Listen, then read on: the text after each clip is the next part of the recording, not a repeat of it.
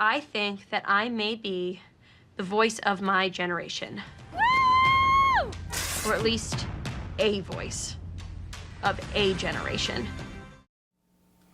Well, thank you very much for the interview, Allison. I can't believe this is your first time here in Mexico City. I can't believe it either. It's crazy. It's so beautiful here. You should return for a vacation trip. I have to come back, especially because of Teotihuacan. I have to come back. You seems like to be like a girl of museums, you know? I love museums. Even the anthropology museum. I have to come back. There's too much to do.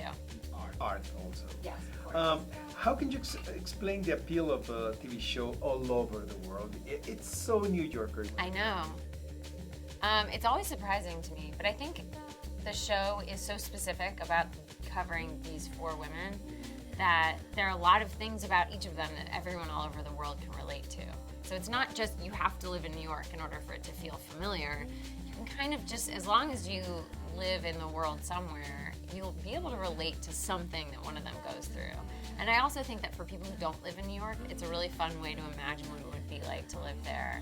Not that it's very romantic in our show, it's kind of a messier version of the city, not one that you would want necessarily.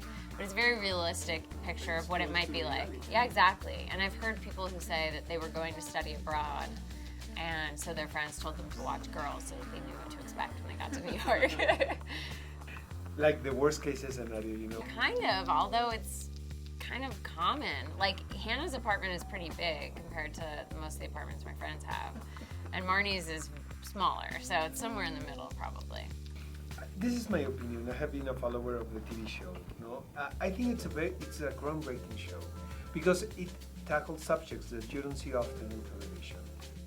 Yeah, that's true. Girls did it, you know, with courage. You know, my respect. Thank you. Do you feel sad at some point that this is going to end? Yes, I feel sad as a fan of the show. I know that sounds weird, but I love watching the show. I got the first 8 episodes of this final season, and I basically watched them in one sitting. I just love it. I love the characters, I love the story, I love the world it created, and even though I'm in it, I still like watching it.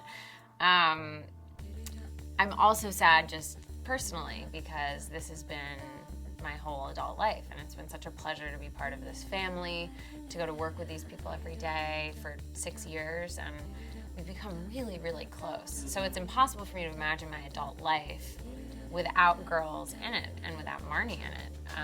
So I don't know what it's gonna feel like, because I was in Girls right after college, so I haven't lived adult life without this. So yeah, it's gonna be really, really strange, and I'm really sad that we won't be able to turn to Girls to see what's next, and also to start conversations that need to be had. I think Girls has been such a good catalyst for social conversations that are necessary.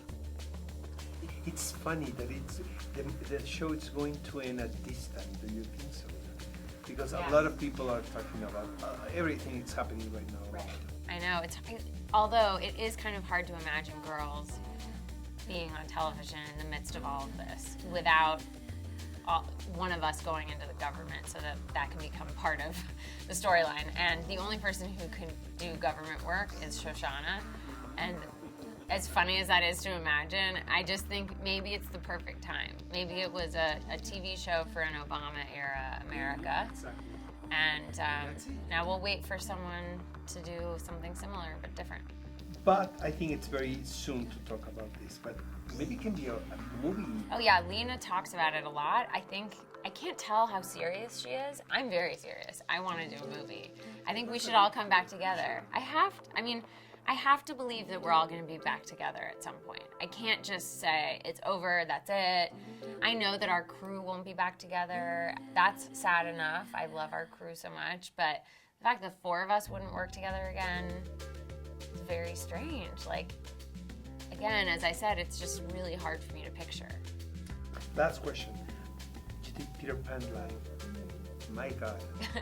You like challenges. I love challenges. You are very smart to notice that. I can't imagine a more difficult thing to do. It's really hard, but it was one of the happiest times of my life. I was working so hard that I put in away from email and message on my phone.